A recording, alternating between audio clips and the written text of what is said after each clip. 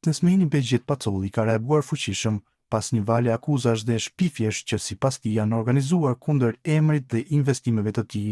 Ai thekson se nuk ka dhënë asnjë intervistë dhe nuk ka iniciuar procese gjyqësore që mund të jenë shkak për këto përfolje.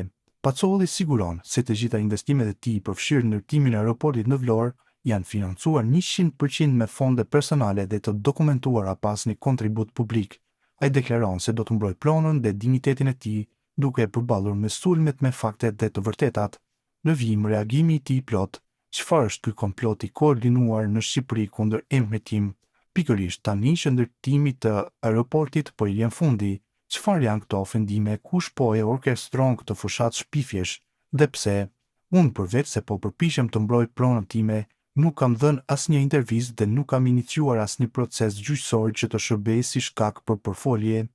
Duket qartë se dikush tjetër po merret me këto procese, ndërkohë që unë deri më sot nuk jam ftuar nga askush për të dhënë as dëshminë, as sqarimet e mia.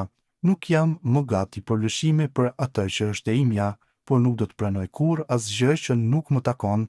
Kam dhënë kontributin tim të ndershëm me qindra miliona euro investime që vijnë 100% nga asetet e mia personale të dokumentuara dhe të garantuara me fondet dhe kolateralet e mia private, asnjë shindark publike. Çdo gjë ka ardhur nga puna, besimi dhe sakrifica ime. Faktet, dokumentet dhe Zoti janë dëshmitar të qëllimeve të mia të mira. Dua të lënë në Vlorë një trashëgimi, duke e ditur mirë që ky investim me vështirësi do të rikthehet, por një gjë është e sigurt, nuk mund të duroj më këtë padrejtësi ku përbaltet emri, dinjiteti dhe investimi im. Këto sulme të organizuara do t'i përballoj me të vërtetën dhe me faktet në dorë.